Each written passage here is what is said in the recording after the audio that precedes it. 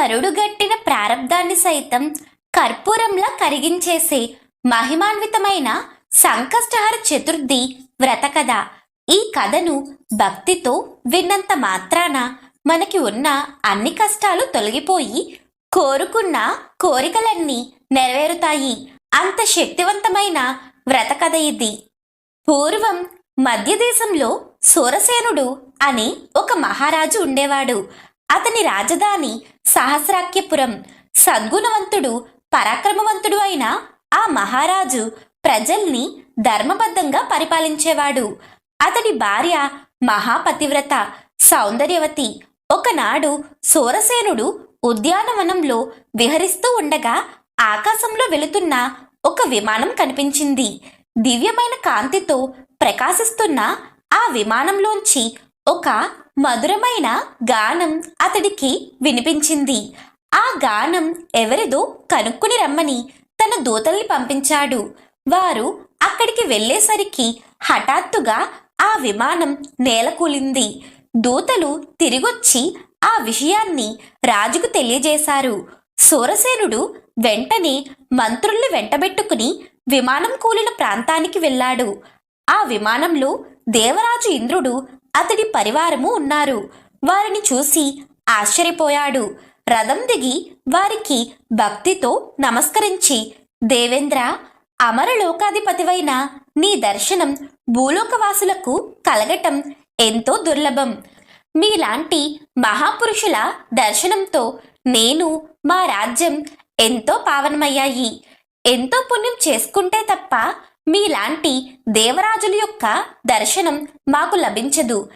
ఇంతకీ దేవేంద్ర, మీ విమానం ఇక్కడ కూలిపోవటానికి కారణమేమిటి? చెప్పదగినటువంటి విషయాలు అయితే చెప్పండి అంటూ వినయంగా అడుగుతాడు.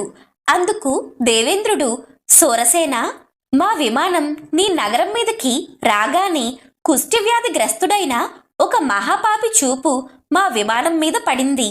అందుకే ఇది నేలకూలింది అని అన్నాడు. అప్పుడు సూరసేన మహారాజు ఇంద్రుడితో, దేవేంద్ర, మీరు నా రాజ్యంలోని పౌరుడి కారణంగా విమానం కూలిపోయి ఇక్కడ నిలిచిపోయారు. మీ విమానం తిరిగి పైకి ఎగరటానికి తగిన సహాయం చేయటం నా బాధ్యత. కనుక నేను ఏం చేస్తే మీ కార్యం నెరవేరుతుందో తెలియచేయండి అని ప్రార్థించాడు. అందుకు దేవేంద్రుడు, మహారాజా, మీ నగరంలో ఎంతో గొప్పదైన సంకష్ట చతుర్థి వ్రతాన్ని ఆచరించిన వారు ఎవరైనా ఉన్నారా? ఉంటే అలాంటి మహానుభావులు 1 సంవత్సరం పాటు తాము ఆచరించిన వ్రత ఫలితాన్ని దారపోయాలి. అప్పుడే మా విమానం పైకి ఎగరగలుగుతుంది. అలా కాక విమానం ఎగరటానికి మరొక మార్గం లేదు అని చెప్పాడు ఇంద్రుడు.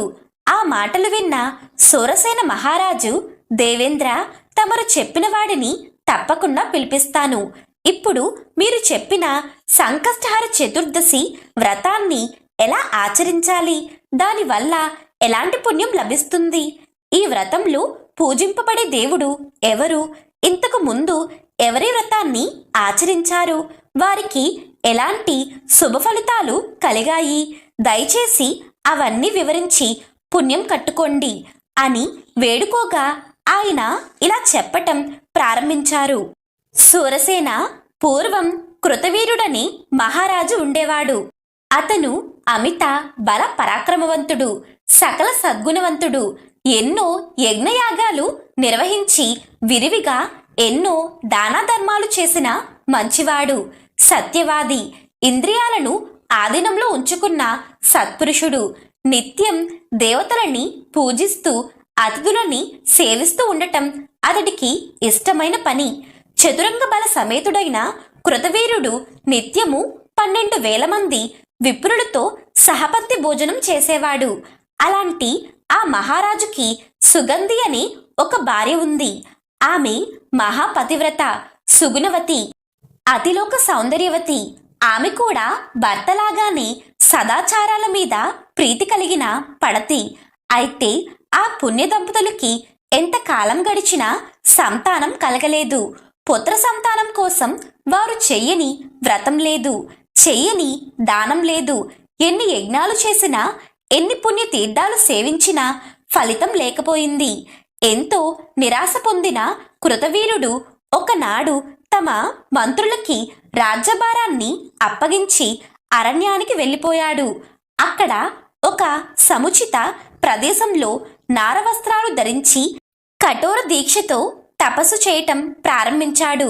ఇంద్రియ నిగ్రహంతో అహంకారాన్ని వదిలేసి కేవలం పైనుంచి రాలిన ఆకుల్ని భుజిస్తూ తన తపస్సుని కొనసాగిస్తున్నాడు. ఇలా ఎన్నో సంవత్సరాలు గడిచాయి. రాజు శరీరం చిక్కి శల్యమైపోయింది. ఒకనాడు ఆకాశ మార్గంలో సంచరిస్తున్న నారదుడు ఆ అరణ్య ప్రాంతం మీద నుంచి వెళుతుండగా క్రింద కృతవీరుడు తపస్సు చేస్తూ కనిపించాడు. ఎవరో చూద్దామనుకుని కిందకు దిగిన ఆయనకి చిక్కి శల్యమైన కృతవీరుడు కనిపించాడు. ఆయనకు ఎంతో జాలి కలిగింది.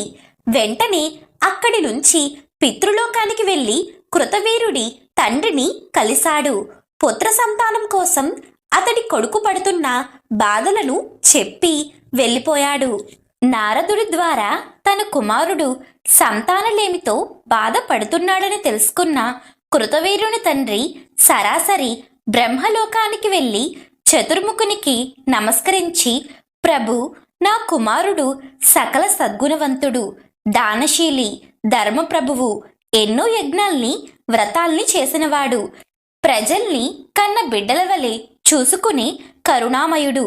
అలాంటి నా కుమారుడికి పుత్ర సంతానం కలగకపోవటానికి కారణమేమిటి? అతడు ఏ పాపం చేశాడు? ఏం చేస్తే నా పుత్రుడి పాపం తొలగిపోయి అతనికి సంతాన ప్రాప్తి కలుగుతుంది? దయచేసి చెప్పండి, దానిని నా కుమారుడికి తెలియజేస్తాను అని దీనంగా ప్రార్థించాడు. అప్పుడు బ్రహ్మదేవుడు కృతవీరుని తండ్రితో అతడి కుమారుడి పూర్వజన్మ వృత్తాంతాన్ని ఈ విధంగా చెప్పాడు. భక్త, పూర్వం నీ కుమారుడు రాజ్యం చేస్తున్న నగరంలోనే సాముడు అనే ఒక పంచముడుండేవాడు. అతను కడు దుర్మార్గుడు. అతన్ని చూస్తేనే పుణ్యకర్మలన్నీ కూడా నశించిపోయేవి.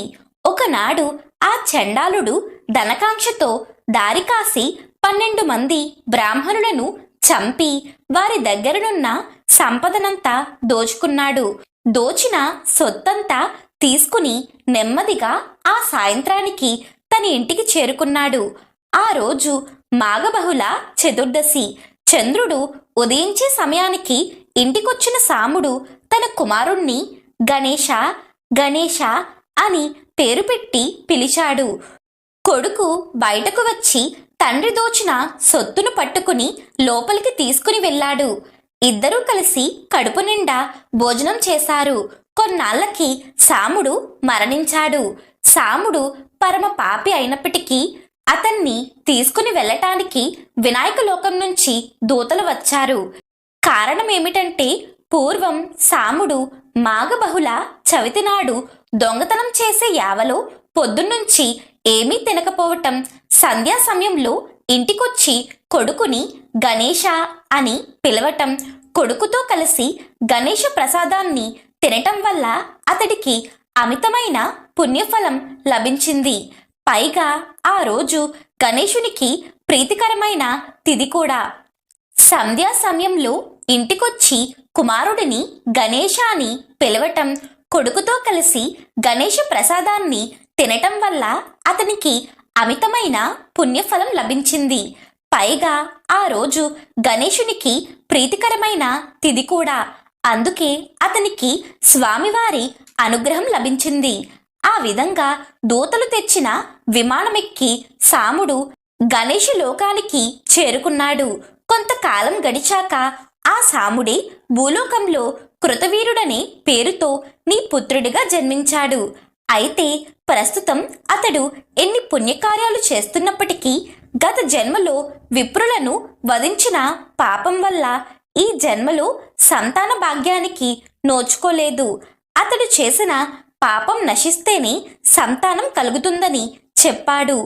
ఆ మాటలు విన్న కృతవీరుని తండ్రి ఎంతో బాధపడుతూ, పితామహ, నా కుమారుడు చేసిన బ్రహ్మహత్య పాపం క్షమించరానిది. అయితే దాన్ని పోగొట్టే మార్గం ఏదైనా ఉంటే సెలవియండి, అది ఎంత కష్టమైనా సరే అని ప్రాధేయపడ్డాడు.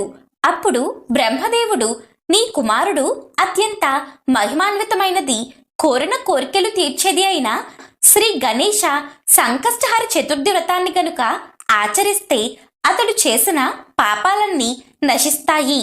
ఆ వ్రతాన్ని ఎలా చెయ్యాలో చెబుతాను, విను అని అన్నాడు. మాఘమాసంలో వచ్చే బహుళ పక్షంలో మంగళవారం నాడు చతుర్దశి తిథి కూడా కలిసి ఉన్న రోజు ఈ వ్రతం ఆచరించాలి.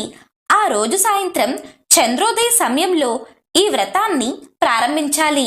ఆ రోజు ఉదయం స్నాన సంధ్యాది అనుష్ఠానాలన్నీ పూర్తి చేసుకుని గణపతి ఏకాక్షర మంత్రాన్ని గాని షడాక్షర మంత్రాన్ని గాని గణేశాయ నమః అనే మంత్రాన్ని గాని యథాశక్తిగా జపించాలి.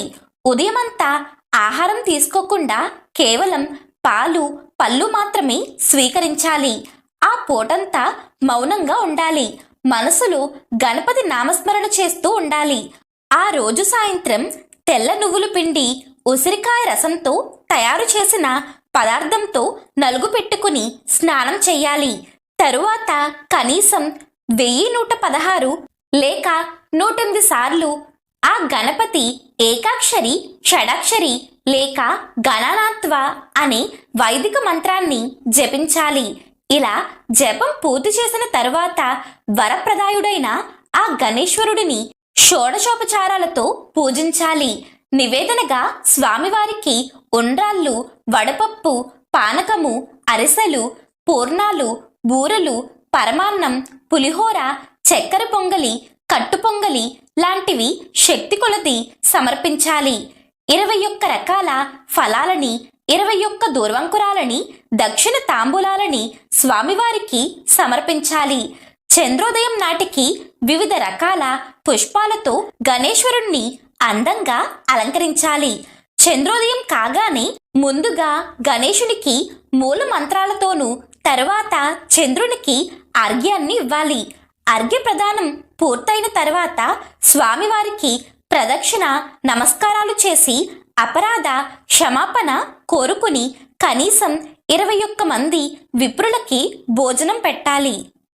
ఆ తరువాత గణేశుని వ్రతకథ విని తాను మౌనంగా స్వామి ప్రసాదాన్ని స్వీకరించాలి. ఆ రోజు రాత్రంతా నిద్రపోకుండా గణేష సంకీర్తనలు పాడుకుంటూ జాగరణ చెయ్యాలి. ఈ విధంగా గణేష చతుర్దశి వ్రతాన్ని నియమపూర్వకంగా 1 సంవత్సర కాలం పాటు ఆచరిస్తే ఆ చేసిన వాడి సకల పాపాలు నశిస్తాయి. అతడి కోరికలు అన్నీ తీరతాయి. సంతానం లేని వారికి సంతాన భాగ్యం కలుగుతుంది. సకల దోషాలు, సకల కష్టాలు తొలగిపోయి ఆయురారోగ్య ఐశ్వర్యాలు సమకూరుతాయి. శత్రువుల బాధలుండవు. వ్రత నియమాలు. సమి జమ్మి చెట్టు మొదట్లో కూర్చుని ఈ వ్రతాన్ని ఆచరించటం శుభప్రదం. చతుర్దశి నాడు మొదలుపెట్టి మర్నాడు సాయంత్రం చంద్రోదయం అయ్యేంత వరకు ఉపవాస దీక్షతో ఈ వ్రతాన్ని ఆచరించాలి. వ్రతకాలంలో గణేష మంత్ర జపం తప్పనిసరిగా చెయ్యాలి. ఈ విధమైన నియమాలతో వ్రతం చేసిన వారు పుట్టుగుడ్డి, మూగ, చెవిటి వాడినప్పటికీ అతడు ఆ దోషాలన్నీ పోగొట్టుకోగలుగుతాడు. రాజ్యం కోల్పోయిన రాజులు తిరిగి తమ రాజ్యాన్ని సాధిస్తారు. ఎంతో విశిష్టమైన ఈ చతుర్దశి వ్రతాన్ని ఆచరించేవారు తప్పనిసరిగా ప్రతి మాసంలో వచ్చే చతుర్దశి చవితి తిథి నాడు కొన్ని ఆహార నియమాలని తప్పకుండా పాటించాలి. అవేమిటో కూడా చెబుతాను, విను. శ్రావణ బహుళ చవితి నాడు నేతితో చేసిన లడ్డూలు తినాలి. భాద్రపద బహుళ చతుర్థి నాడు పెరుగు తినాలి. ఆశ్వయుజ బహుళ చవితి నాడు ఉపవాసం చెయ్యాలి. కార్తీక బహుళ చవితి నాడు పాలు, పానకాలని స్వీకరించాలి. మార్గశిర బహుళ చవితి నాడు ఆహారం తీసుకోకూడదు. పుష్య బహుళ చవితి నాడు గోవుమూత్రం, పానకాన్ని సేవించాలి. మాఘ బహుళ చతుర్థి నాడు నువ్వులని ఆహారంలో తీసుకోవాలి. పాల్గొన బహుళ చవితి నాడు పంచదార, నెయ్యిని స్వీకరించాలి. చైత్ర బహుళ చవితి నాడు పంచగవ్యాలను స్వీకరించాలి. వైశాఖ బహుళ చవితి నాడు నెయ్యి వేసుకుని భోజనం చెయ్యాలి. ఆషాఢ బహుళ చవితి నాడు తేనెను స్వీకరించాలి.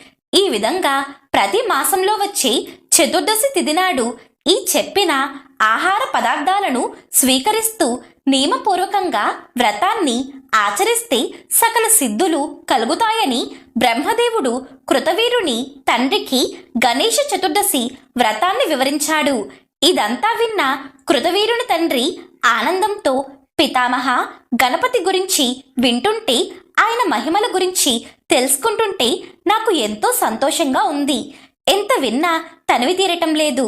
ఈ చతుర్దశి వ్రతాన్ని భక్తిపూర్వకంగా ఆచరించి చతుర్థి రోజు సాయంత్రం ఆ గణపతిని ఆరాధించిన తరువాత ఆయనకు నివేదించిన ప్రసాదాన్ని తింటే ఎంతో పుణ్యం లభిస్తుందని చెప్పారు కదా.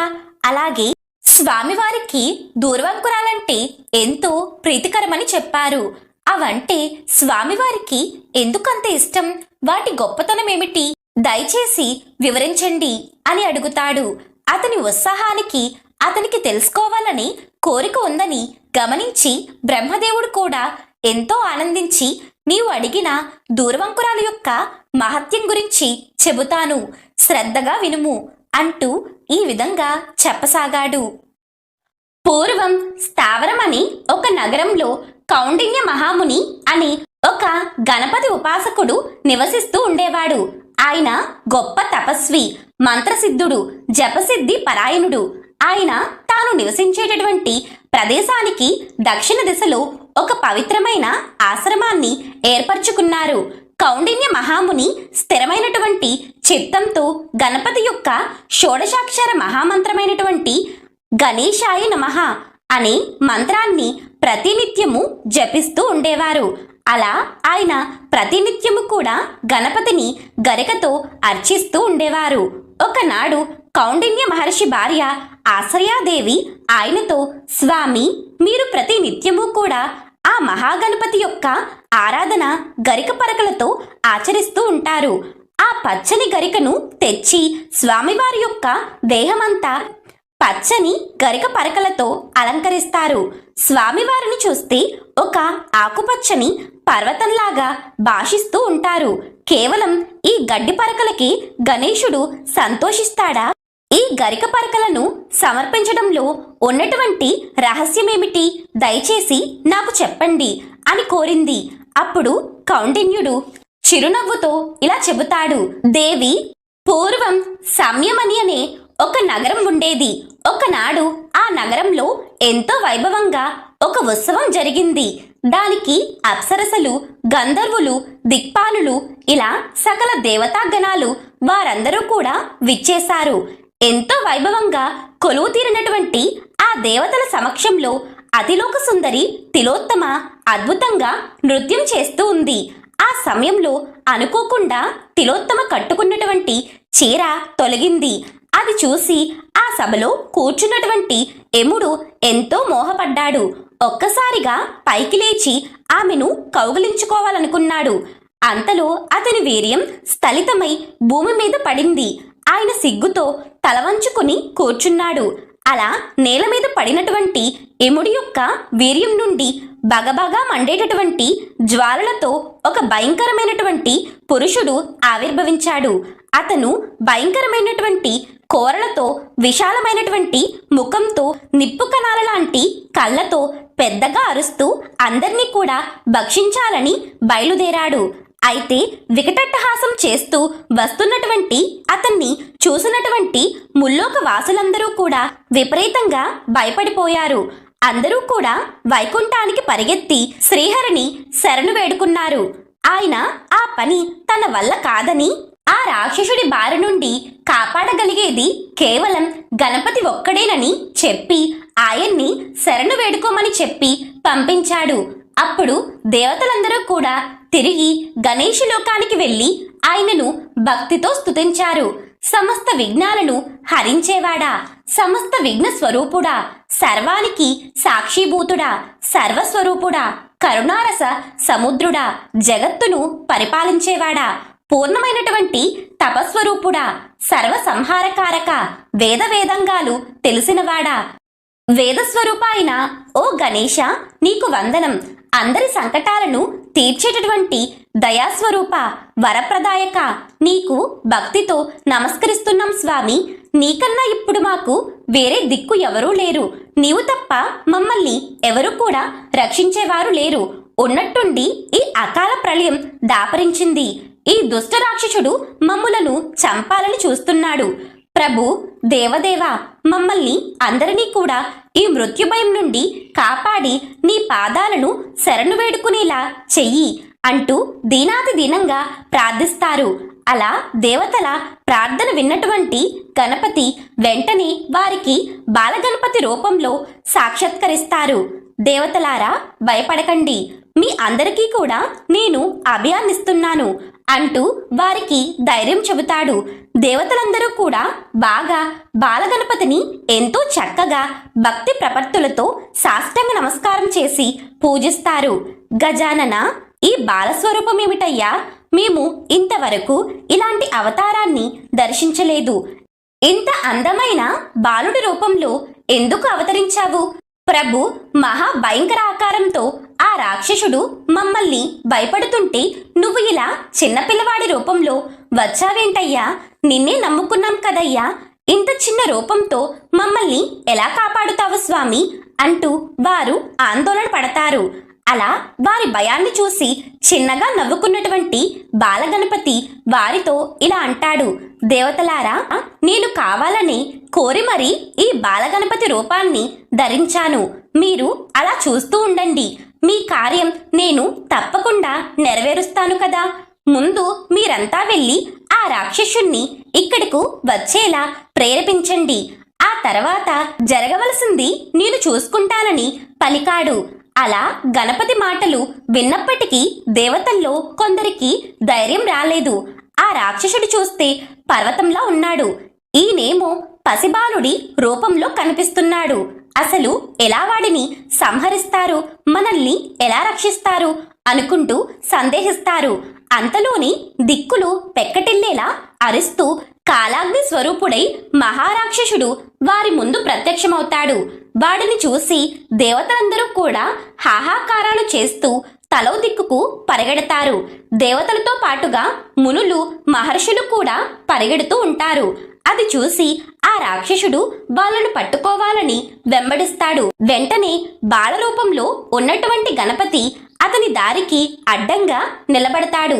ఇక పిల్లవాడి రూపంలో నిల్చున్నటువంటి గణపతిని చూసి ఆ కాలానల రాక్షసుడు ఆశ్చర్యపోతాడు. అంతలోని తన దారికి అడ్డుగా ఎంతో ధైర్యంగా నిల్చున్నందుకు అతనికి ఆగ్రహం వస్తుంది. ఒక్కసారిగా తన పాదాలతో భూమిని చరుస్తాడు. ఆ చర్యకు భూమి మొత్తం గడగడ వణికిపోతుంది. వెంటనే భీకరంగా అరుస్తాడు. ఆ ధ్వనికి పర్వతాలన్నీ వణికిపోతాయి. సముద్రాలు పొంగి ప్రవహిస్తాయి. ఒక్కసారిగా ప్రచండంగా గాలి వేస్తుంది. మహామహా వృక్షాలు సైతం నేలకు వరుగుతాయి. అంత జరుగుతున్నా కూడా బాలగణపతి ఏమాత్రం చలించలేదు. అలాగే స్థిరంగా నిలబడి తన చిన్న చిన్న చేతులతో మహాబలవంతుడైనటువంటి ఆ అసురుడిని ఒక్కసారిగా అవలీలగా పైకి లేపి అందరూ చూస్తూ ఉండగా అమాంతం మింగేస్తాడు. ఆ అద్భుతాన్ని చూసి దేవతలందరూ కూడా హర్షధ్వానాలు చేస్తారు. బాలగణపతికి నమస్కరించి స్తుతిస్తారు. ఆ విధంగా బాలగణపతి ఉదరంలోకి చేరినటువంటి ఆ రాక్షసుడు లోపలే దగ్ధమైపోతాడు. దాంతో బాలగణపతి యొక్క శరీరమంతా కూడా బాగా వేడెక్కిపోతుంది. ఆ విషయం తెలుసుకున్నటువంటి దేవేంద్రుడు అతని చల్లదనం కోసం స్వామివారికి చంద్రకళను బహుకరించి ఇవ్వగా ఆయన దాన్ని వెంటనే తన నుదుటి మీద ధరిస్తాడు. దాంతో పాలచంద్రుడిగా కీర్తింపబడ్డారు స్వామివారు. ఆ తరువాత శ్రీహరి పరమ కోమలమైనటువంటి చల్లని పద్మాలను సమర్పిస్తాడు. అవి స్వీకరించినటువంటి గణపతి పద్మహస్తుడవుతాడు. అప్పుడు వరుణదేవుడు వచ్చి అమృత జ్వాలంతో స్వామిని తడుపుతాడు. శంకరుడు వచ్చి శేషుణ్ణి బహుకరించగా స్వామివారు దానిని తన నడుముకు చుట్టుకుని వాళ్ళ బద్ధుడవుతాడు. అయినా కూడా గణపతి యొక్క తాపం మాత్రం చల్లారదు.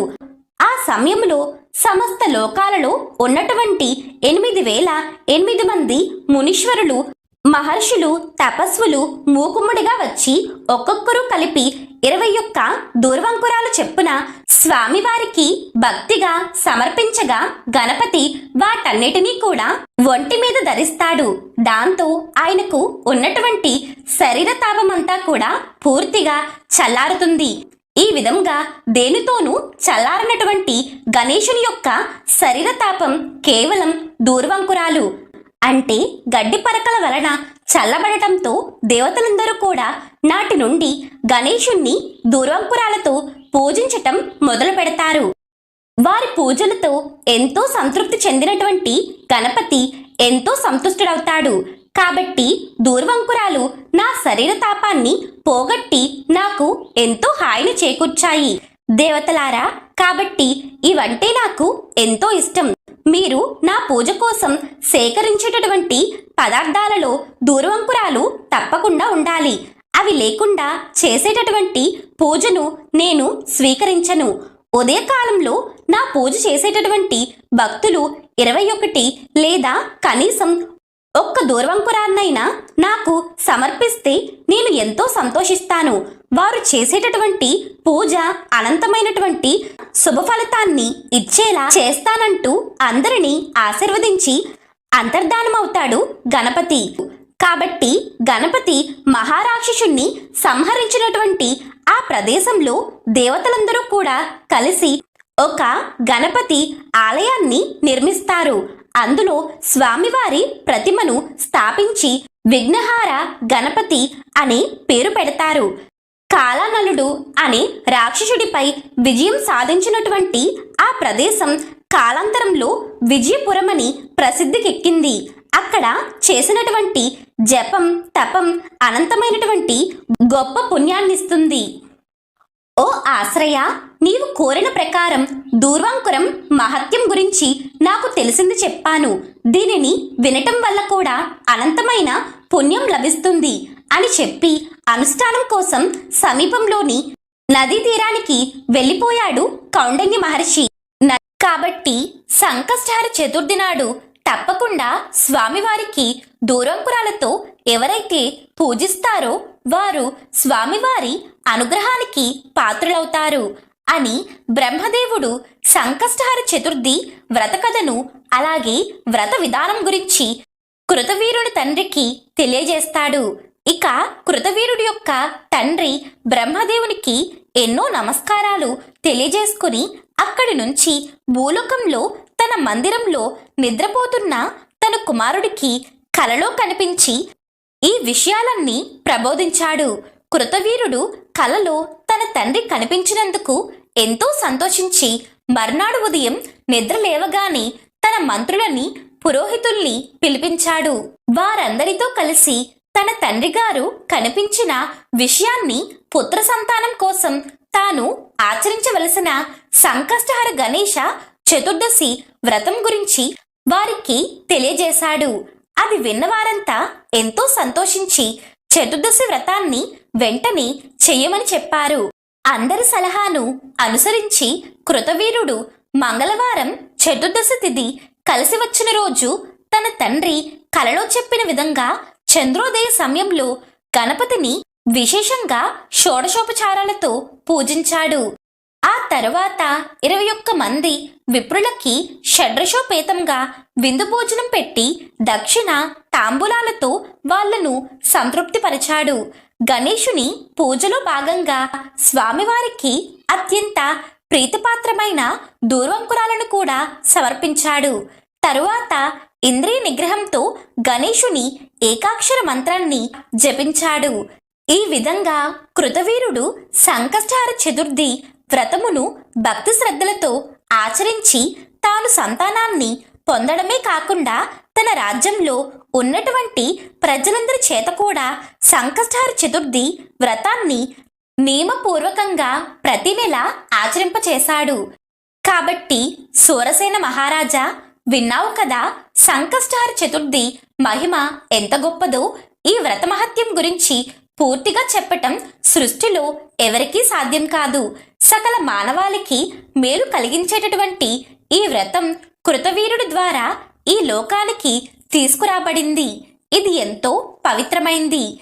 ఈ వ్రతం గురించి స్మరిస్తే చాలు సకల పాపాలు నశించిపోతాయి. ఈ వ్రతాన్ని చేయటం వల్ల ధర్మరాజు యుద్ధములో శత్రువులను సంహరించి రాజ్యమును తిరిగి పొందారు. ఇంద్రుడి ద్వారా గణేష చతుర్థి వ్రత మహత్యాన్ని విన్న సోరసేన మహారాజు ఎంతో సంతోషిస్తాడు.